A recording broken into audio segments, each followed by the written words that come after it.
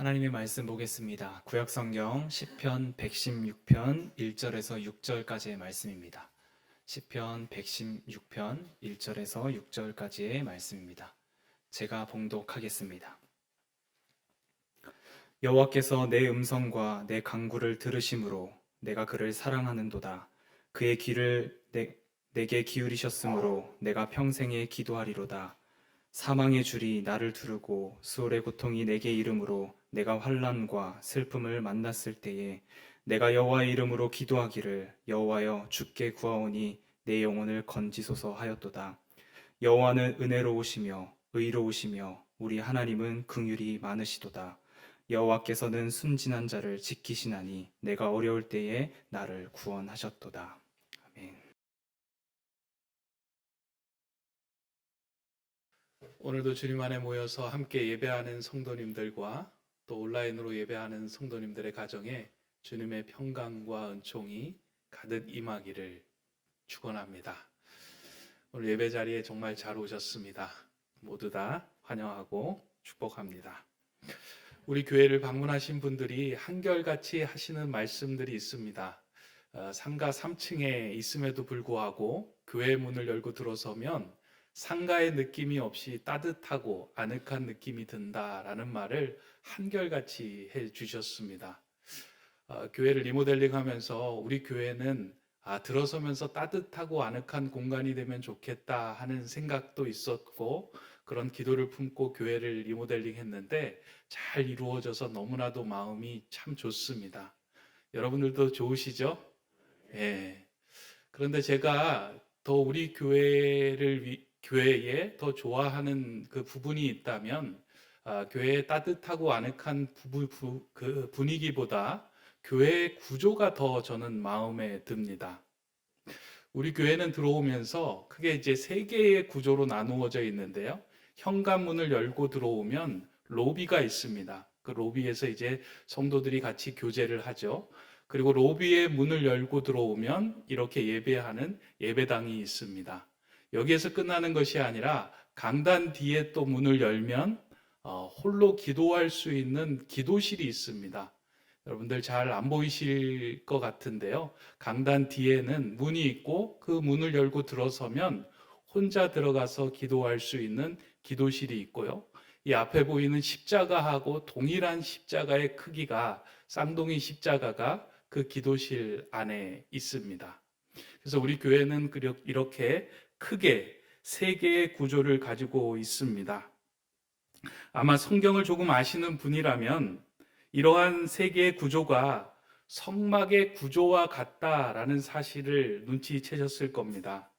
구약의 성막을 보면 제물을 드리며 예배하는 성전의 뜰이 있고 그 뜰을 지나면 제사장들이 들어가 예배하는 성소가 있습니다.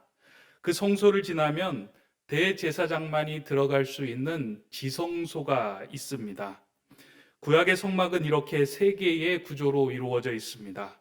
이러한 구조는 물론 신약에 이르러서 예수님께서의 십자가의 희생으로 말미암아 성소와 지성소를 갈라놓는 그 휘장이 찢어짐을 통하여 성소, 지성소 이 구분들이 사라졌습니다.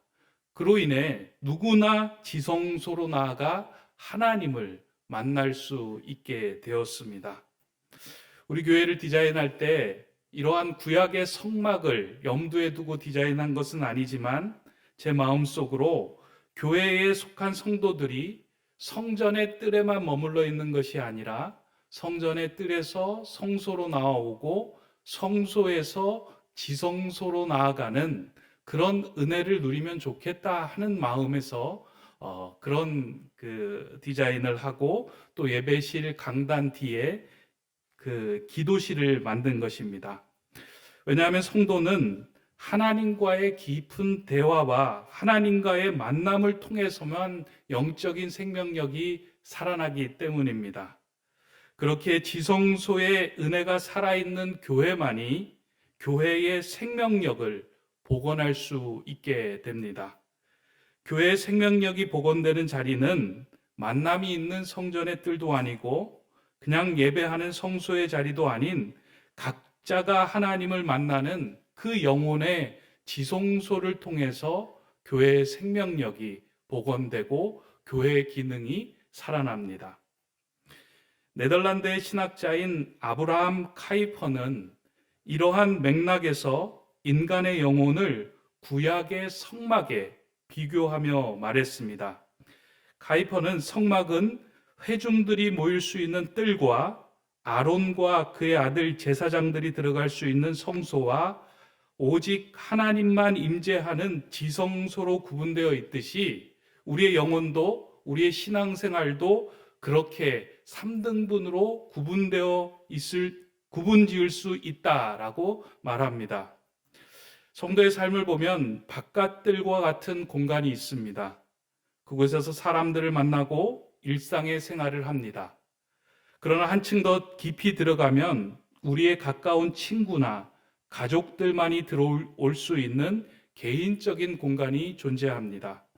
그리고 거기서 조금 더 깊은 심연으로 들어가면 아무도 들어올 수 없고 오직 본인만 들어가 하나님을 만날 수 있는 영혼의 지성소가 있습니다. 이러한 카이퍼의 구분은 우리 신앙생활에 아주 중요한 교훈을 줍니다. 우리는 신앙생활을 하면서 성전의 뜰에 머물러 있는 것으로만 만족한 신앙생활을 할 때가 있습니다. 사람들의 교제와 어울림의 마음을 두고 그것이 신앙의 전부다라고 생각하며 신앙생활을 합니다. 아마 평생 그렇게 신앙생활하며 살아갈 수도 있습니다. 이러한 사람들의 특징은 다른 사람들에게 내가 어떻게 보이느냐 하는 그 사람의 시선에 많이 의식을 하는 자리입니다. 여기에서 한 걸음 더 나아가면 교회에서 예배를 참석하는 것으로 만족하는 신앙생활을 하고 있는 성도들도 있습니다. 그래서 교회 예배 시간을 지켜야 하고 우리가 정해놓은 종교적인 생활의 그 틀에 나를 맞춰야지만 내 마음이 편하다라고 생각하며 그 신앙생활을 해나갈 때가 있습니다.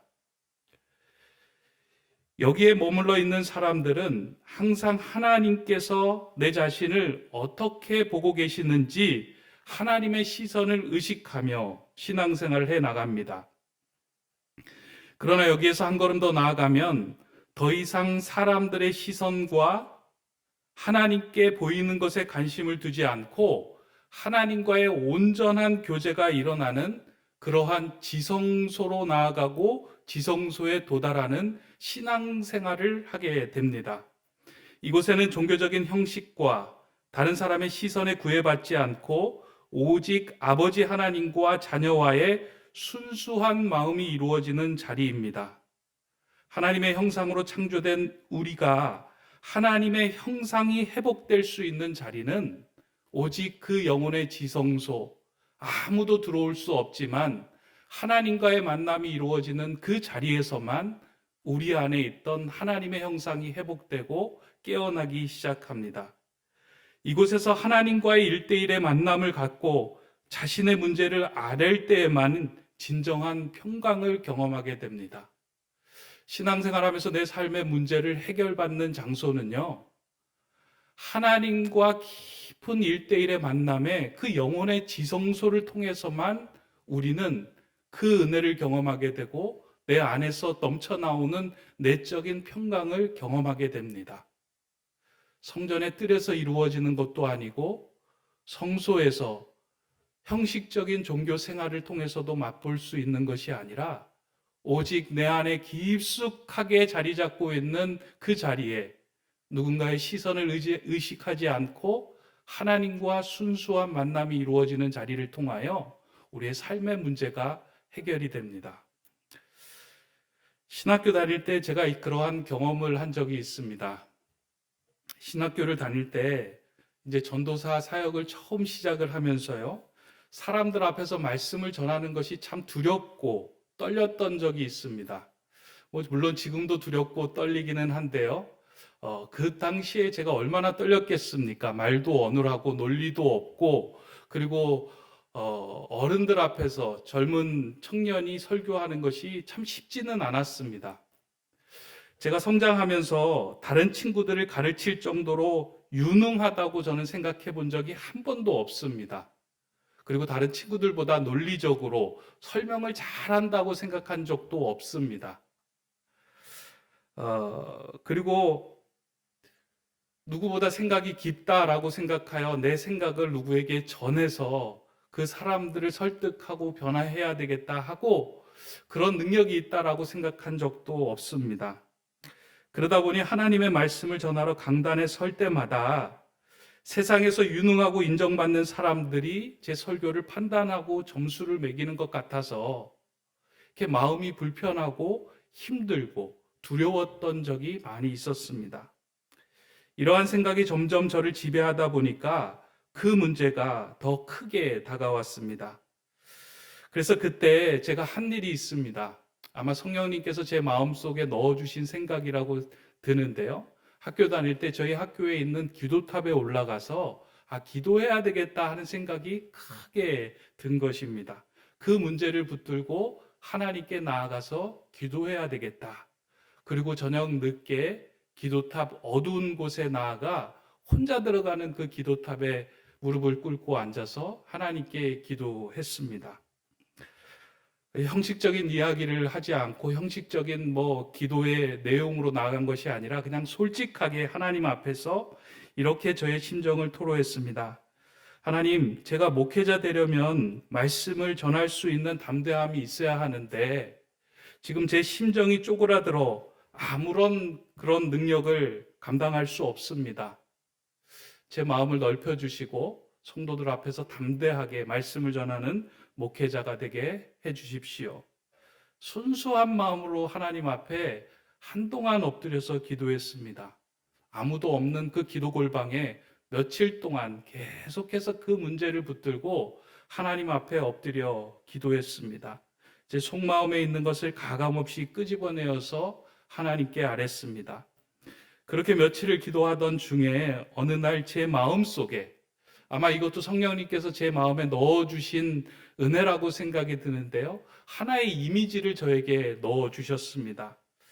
이 발로 밟아서 밭에 물을 대는 그 수차, 그 이미지를 제게 넣어주셨는데요. 이렇게 강에서 밭으로 물을 대어주려면 수차가 있는데 그것을 이제 사람이 발로 밟으면 그 강에 있는 물이 밭으로 옮겨지는 거예요. 제가 그 수차 위에서 발로 밟으면서 그 수차를 돌리고 있는 이미지를 넣어주면서 제 마음속에 그러한 생각이 들었습니다. 생수의 근원이신 하나님께 있다 있는 내가 수차를 돌리기만 하면 하나님께서 그 생수는 채워주신다 하는 그 마음이 제 마음에 새겨진 거예요. 너의 논리와 너의 능력과 너의 실력으로 하나님의 말씀을 전하는 것이 아니라 생수의 근원이신 하나님께 내 마음이, 내 삶이 있다 있으면 하나님의 말씀은, 생수와 같은 하나님의 말씀은 하나님께서 부어주실 것이다 하는 그 마음과 이미지를 제 안에 넣어주셨습니다. 생수의 근원이신 하나님께 나아가 깊은 교제를 할 때에만 세상이 줄 수 없는 은혜 물줄기가 채워진다는 그 확신이 제 안에 들고 나니까 제 마음이 평안해졌습니다. 그리고는 자연스럽게 목회자로서 그리고 설교자로서 설 수 있는 마음이 생겼습니다. 그렇다고 논리력이 뛰어나고 어눌했던 말이 막 이렇게 세련되게 변하지는 않았지만 제 마음속에 든 한 가지가 있다면 제 말과 제 논리와 설득력으로 하나님의 말씀이 전해지는 것이 아니라 제가 생수의 근원이신 하나님께 있다 있으면 하나님의 은혜는 성도들에게 전해진다. 그런 확신이 제 마음에 깊게 새겨진 것입니다. 제가 그때 경험을 하면서 깨달은 것이 영혼의 지성소에 나아가 하나님을 1대1로 만나기 시작하면 내 안에 문제가 해결되고 평강이 찾아온다라는 생각을 깊게 했습니다. 그리고 아울러서 내가 내 문제를 하나님께 아뢰는 순간 그 문제는 더 이상 나의 문제가 아니라 하나님 자신의 문제가 되어 하나님께서 풀어가신다라는 생각을 확신을 한 것입니다. 예수님은 교회가 성전의 뜰에 머물러 있는 곳이 아니라 이러한 기도의 집으로 나아가는 교회가 되기를 원하였습니다.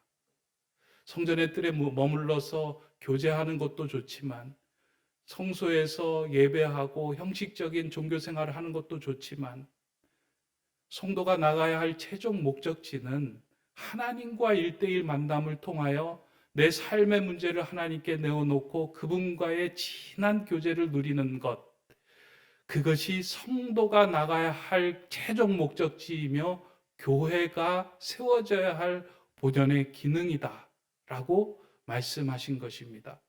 그래서 예수님은 예루살렘 성전에 들어가서 그 성전 마당에 있는 모든 것들을 뒤집으면서 하신 말씀이 내 집은 만민이 기도하는 집이다 라고 말씀하신 것입니다. 예수님의 이 선포는 교회가 담고 있어야 하는 본질이 무엇인지를 잘 알려주시는 선포입니다. 예수님은 성전 뜰에만 머물러 있고 종교의 형식으로서는 생명력을 가진 교회가 될 수 없음을 알고 교회는 기도하는 곳이어야 된다라고 선포하신 것입니다. 선포는 우리가 이해해야 하는 말씀이 아닙니다. 하나님의 선포는, 예수님의 선포는 우리가 믿고 순종하고 따를 때 그 은혜를 경험하는 것입니다. 예수님께서 내 집은 기도하는 집이다 라고 선포하셨다면 이 교회가 가장 본연적인 기능으로 최선을 다해야 하는 것은 기도해야 하는 일입니다.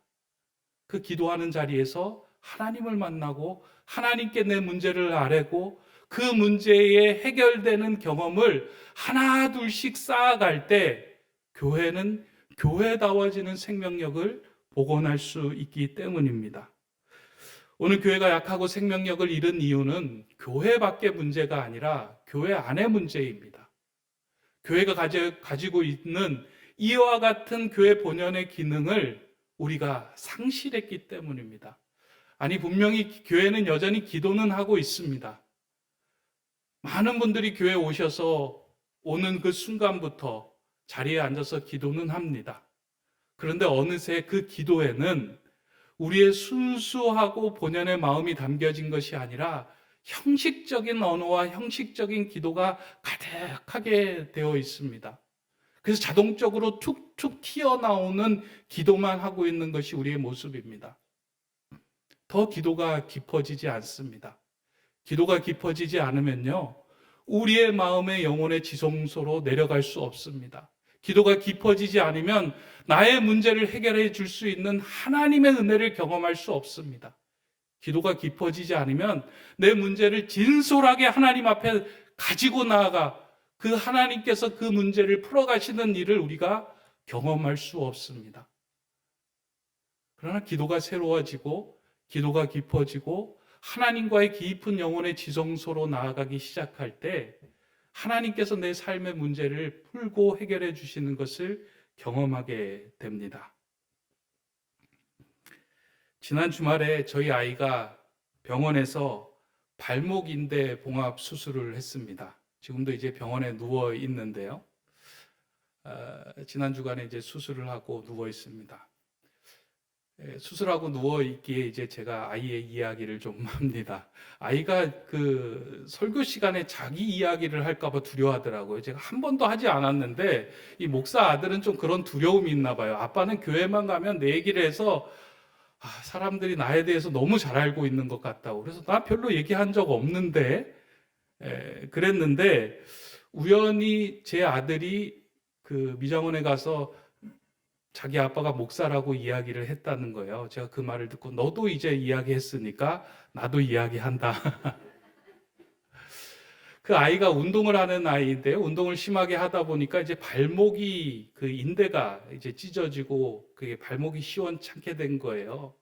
그래서 이제 그게 수술이 필요해서 발목 인대 봉합 수술을 했는데 어느 날 이 아이가 이제 와서 그렇게 이야기합니다. 아빠 발목이 안 좋아서 제 아내하고 발목이 안 좋아서 발목이 치료가 필요하고 아마 수술해야 될 것 같아 라고 아이는 편하게 이야기를 했어요. 근데 그 아이가 문제를 꺼내놓는 순간 그 문제는 아이의 문제가 아니라 저희 부부의 문제가 되더라고요. 아, 이 아이가 발이 아프구나. 그러면서 어떻게 이 발을 수술하면 좋을지, 어떻게 치료하면 좋을지, 어디 병원이 잘하는지, 어떻게 이것을 해결해야 되는지 그 순간부터 저희가 그 문제를 풀고 담고 품고 그 문제를 해결하기 위해서 최선을 다하고 있는 저의 모습을 보았습니다. 하나님께 기도하기도 하고요. 병원을 찾기도 하고요. 해결하는 방법을 위해서 애쓰며 노력하며 한 주간을 보냈던 기억이 있습니다.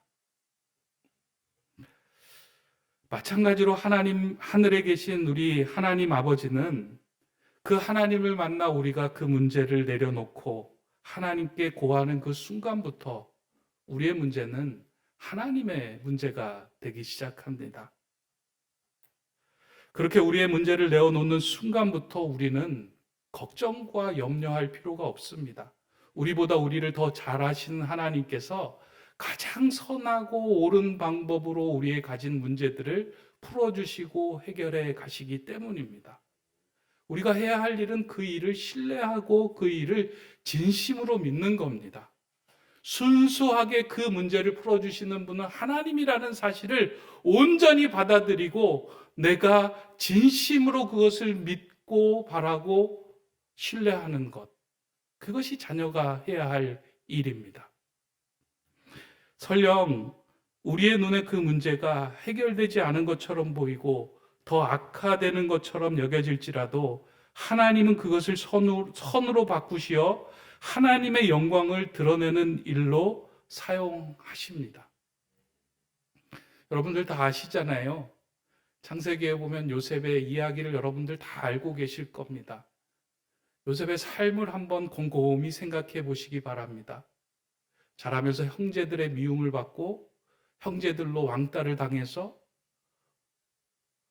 외국으로 팔려가는 그런 아픔을 당합니다. 그런 아픔 속에서 요셉은 그래도 팔려가는 곳에서 하나님의 뜻대로 잘 살아보려고 애를 쓰고 노력을 합니다. 근데 그의 삶 속에서 형통한 것처럼 보이는 것이 아니고요. 오히려 삶이 더 꼬이는 것 같은 상황들이 계속해서 벌어지고 펼쳐집니다.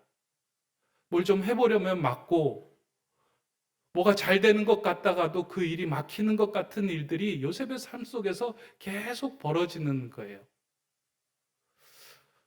그런 상황 속에서 요셉은 어떻게 자신의 삶을 포기하지 않았을까? 저는 그 요셉의 삶 속에 영혼의 지성소가 존재했고 그 지성소에서 하나님을 신뢰하며 순수하게 믿었기 때문이라고 생각합니다.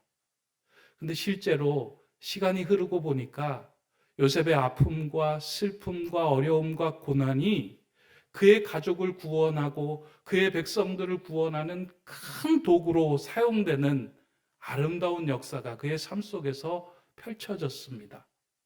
당장은 기도가 들려지지 않고 당장은 문제가 풀어지지 않는 것처럼 여겨졌지만 하나님께서는 그것을 선으로 바꾸어 하나님의 역사를 이루어 가신 겁니다.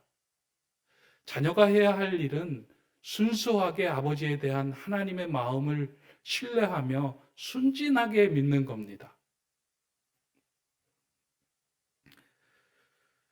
우리가 신앙생활을 하면서 성전의 뜰에 머물다가 영혼의 지성소까지 나아가지 못한 채 이러한 기이한 은혜를 누리지 못한 채로 신앙생활을 하시는 분들이 있습니다. 신앙생활을 하면서 우리가 영혼의 지성소를 경험하지 못하는 이유가 있다면 우리가 종교생활에 너무 빨리 길들여졌기 때문입니다. 너무 익숙하게 종교생활에 길들여져 있기 때문에 순수함과 순진함이 너무 빨리 사라졌기 때문입니다. 아버지 하나님께 기도하고 아버지 하나님을 만나고 아버지 하나님을 찬양하는 것도 어느새 길들여진 형태로 우리가 하나님을 찬양하고 기도하는 모습으로 바뀌어져 가기 때문입니다. 하나님이 원하시는 건요, 그렇게 길들여진 모습보다 순수하고 순진한 모습으로 자녀처럼 다가와 만나주시는 자녀들을 더 원하고 기다리고 기뻐하십니다. 오늘 본문에서는 그런 것을 순진함이라고 이야기를 하고 있는데요. 시편 110편 6절에 보면 이렇게 이야기합니다. 여호와께서는 순진한 자를 지키시나니 내가 어려울 때에 나를 구원하셨도다. 아멘. 하나님은 순진한 자를 지켜주신다라고 말씀하십니다. 저는 이 본문을 보면서 얼마나 위로가 됐는지 몰라요. 목사로서 좀 더 세련되고 목사로서 좀 더 거룩하게 보이는 일에 애를 쓰고자 노력했던 그 모습을 향하여 하나님이 원하시는 일은 순진한 거야. 자녀처럼 나아가 아버지 힘들어요. 아버지 이 문제 때문에 내 심정이 끊어지는 것 같아요. 라고 이야기할 수 있는 그 순진함을 소유한 자가 하나님께서 지키시고 하나님께서 그의 기도를 응답해 주시고 그의 어려움을 풀어주신다라고 말씀하고 계시기 때문입니다. 영혼의 지성소는 종교적인 형태로 길들어진 모습으로 나아갈 수 있는 자리가 아니라 종교적인 색채를 다 빼고 아버지와 자녀의 심정으로 나아가 그분에게 꿇고 그분에게 내 마음을 토로하는 자리가 영혼의 지성소가 되고 하나님을 만나는 자리가 됩니다. 오늘 이와 같은 지성소가 우리의 삶 속에서 사라졌어요. 그 이유는요, 우리가 너무 종교 생활에 길들여져 있고 또 성전의 뜰에 머물다 보니까 기도해도 별 볼 일 없더라. 기도는 지루하다. 기도해서 뭐 하냐? 기도했더니 안 되더라. 하는 마음들이 우리의 마음에 너무 많이 쌓여진 거예요. 이거는 하나님이 주시는 마음이 아닙니다. 이거는 세상의 악한 영이 우리를 하나님께로 나아가지 못하도록 막는 마음입니다. 기도해도 안 된다라고 하는 마음은 결코 하나님이 주신 마음이 아닙니다. 순진한 마음은 무엇이에요? 아버지 하나님께 내 문제를 내려놓을 때 그 하나님께서 그 문제를 하나님의 방식으로 풀어가신다. 그걸 믿고 신뢰하는 겁니다. 우리가 영혼의 지성소에서 하나님을 만나 기도하는 모든 간구는 하나님께서 들어주시고 반드시 응답해 주십니다. 여러분, 이 사실을 반드시 마음에 새기고 믿으시기 바랍니다. 예수님께서 이에 대해 분명하게 우리에게 약속하셨습니다. 요한복음 15장 7절을 보면 이렇게 기록되어 있습니다. 너희가 내 안에 거하고 내 말이 너희 안에 거하면 무엇이든지 원하는 대로 구하라. 그리하면 이루리라. 하나님 안에 구하고 하나님 안에 거하고 하나님 안에 있는 자가 구하는 모든 하나님께서 이루어 주시고 응답해 주신다라고 약속하신 말씀입니다. 이러한 약속에도 불구하고 우리의 기도가 깊어지지 않는 이유는 기도의 문제가 있는 것이 아니라 우리가 하는 기도의 방법의 문제가 있습니다. 기도는 어려운 것도 아니고 지루한 것도 아닙니다. 그냥 우리의 솔직한 마음을 꾸밈 없이 하나님께로 가져가면 됩니다. 가장 순수한 기도, 가장 꾸밈 없는 기도, 가장 자신의 마음을 드러내는 기도가 가장 좋은 기도입니다. 근데 이 순진함과 순수함을 어느새 잃어버리고 무엇인가 꾸미고 무엇인가 채색해서 아름답게 보이려고 하다 보니까 기도의 생명력이, 기도의 야성이 다 사라진 거예요. 저는 우리 높은듯 세움교회가 이제 새롭게 세워졌잖아요. 다시 시작하면서 여러분들의 기도도 다시 순수하고 순진한 기도로 돌아가기를 원합니다. 그러니까 하나님 앞에서 그냥 어린 자녀처럼 하나님, 내가 이 문제 때문에 참 힘듭니다. 하나님, 나를 괴롭히는 저 사람 때문에 내 마음이 죽을 것 같습니다. 하나님, 저 사람 좀 내 눈앞에서 사라지게 해주십시오라고 말할 수 있는 그런 순진함이 회복된다면 하나님은 하나님의 방식으로 그 문제를 풀어가게 됩니다. 어떻게 하면 그 기도를 우리가 회복해 나갈 수 있을까? 고민을 좀 저도 했어요. 그러던 중에 하나님께서 우리에게 이러한 고민에 대한 해결을 하기 위해 주신 성경이 있지. 그 성경이 바로 우리가 기도하도록 주신 성경 시편입니다. 여러분들 시편을 많이 읽어보셨을 겁니다. 그 시편을 읽어보면요, 어떨 때는 하나님에게 막 욕하듯이 기도하는 장면이 나오고요, 어떨 때는 기쁨으로 찬양하는 내용이 나오고요, 어떨 때는 원망합니다. 어떨 때는 하나님이 보이지 않는 것 같아서 내가 죽게 되었다라고 하나님 앞에 내려놓습니다. 자세히 들여다보면 그 안에 인간의 희로애락, 모든 그 모습들이 다 담겨져 있는 게 시편입니다. 저는 이 시편의 기도를 우리가 읽어 나가면서요, 우리의 순진한 기도, 하나님의 영혼의 지성소로 내려가는 기도가 좀 회복되면 좋겠다라는 생각을 했습니다. 그러한 의미에서 이번 주부터 매주 토요일 아침에 이제 토요 시편 기도회를 시작하려고 합니다. 여러분들도 한번 도전해 보시면 좋을 것 같습니다. 지금까지 기도하면서 5분을 넘기기 힘드셨던 분들, 자리에 앉아서 같은 기도를 계속 맴돌며 하셨던 분들이라면 한번 이 시편 기도에 한번 도전해 보시면 좋겠습니다. 이 시편의 시인들이 기도했던 내용들을 나의 기도로, 나의 언어로 바꾸어서 깊게 기도하기 시작할 때 기도가 살아납니다. 이 기도의 언어가 풍성해지면요, 하나님과의 만남의 자리가 풍성해지는 거예요. 기도의 언어가 빈곤하면 하나님과의 만남의 자리도 빈곤해집니다. 그러잖아요. 우리가 만나서 언어가 풍성하지 않으면 그 사람하고 할 얘기가 없어요. 그러나 대화나 언어가 풍성해지면 그 자리도 풍성해집니다. 마찬가지로 하나님과 우리의 만남이 빈곤해지는 이유가 있다면 하나님과 우리의 만남 속에서 함께 대화하고 나누고 기도해야 할 내용이 언어가 빈곤하다는 겁니다. 그래서 시편의 기도를 통해서 다시 한번 그것을 회복했으면 좋겠습니다. 혹시 사정상 참석하지 못하는 분들이 계시다면 이 도널드 히트니 목사님이 쓰신 오늘부터 다시 기도라는 책이 있습니다. 아마 여러분들 이걸 보시고요, 아마 토요일에 못 오시는 분들은 이 책을 구입하셔서 읽어보시면 시편으로 어떻게 기도할 수 있는가를 이렇게 잘 기록해 준 책입니다. 저도 이 책에 도움을 많이 받았는데요.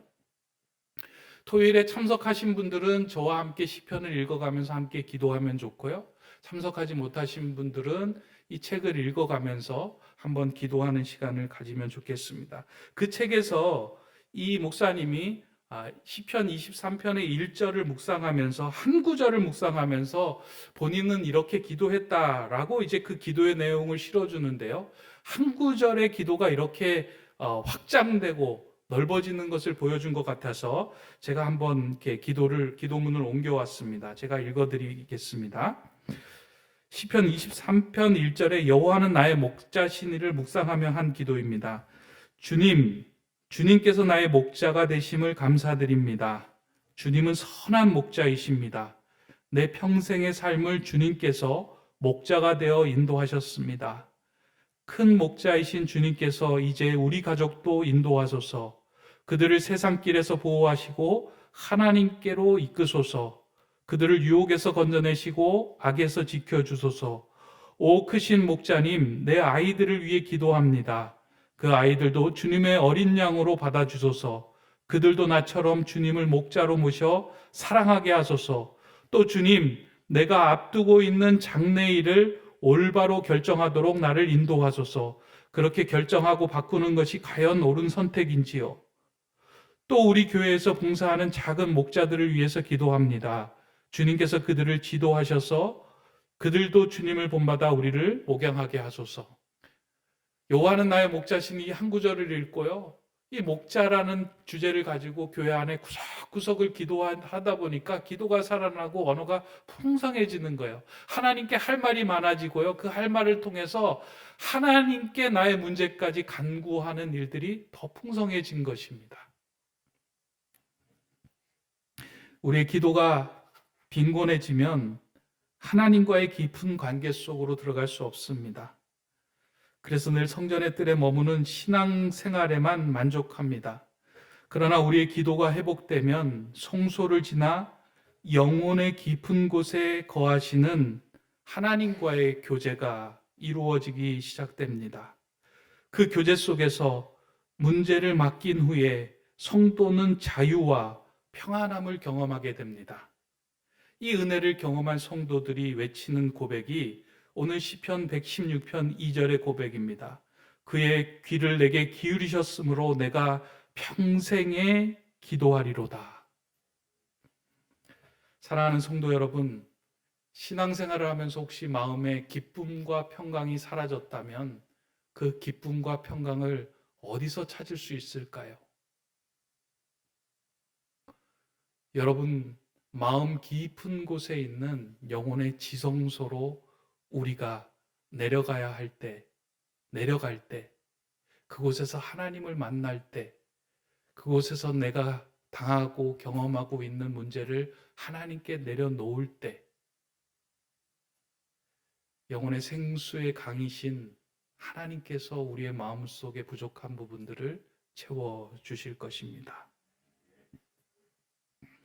오늘 예배하는 높은 뜻 세움교회 성도님들의 삶에 이런 영혼의 지성소가 온전하게 세워지기를 원합니다.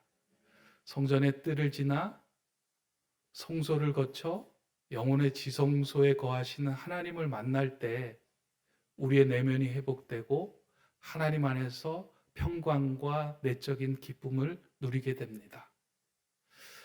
저는 우리 세움교회 성도님들이요, 이곳에서 새롭게 신앙생활 한다 하는 마음으로 그런 순진한 기도, 그런 순수한 기도가 다시 한번 회복되었으면 좋겠습니다. 여러분 그런 경험 있으시잖아요. 처음에 기도할 때 하나님이 내 기도를 들어주시고 하나님이 나의 전부이시고 주인이시라는 그 만족감과 기쁨에 사로잡혔던 그 상황들, 그 경험들, 그것들이 다시 회복될 때 교회가 회복됩니다. 하나님 나라를 같이 세워가는 일은요, 열심히 밖에서 봉사하는 일도 중요하지만 먼저 내 안에 영혼의 지성소가 회복이 되어야 합니다. 그 영혼의 지성소를 회복시키는 저와 여러분 되시기를 주님의 이름으로 축원합니다.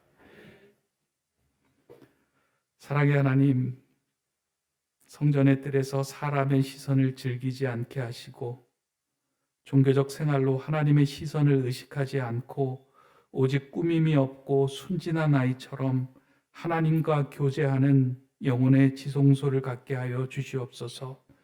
내 영혼의 지성소에서 문을 두드리는 주님께 반응하며 내 삶의 문제를 주님께 맡기고 기뻐하며 살아가는 순진한 성도가 되게 하여 주시옵소서.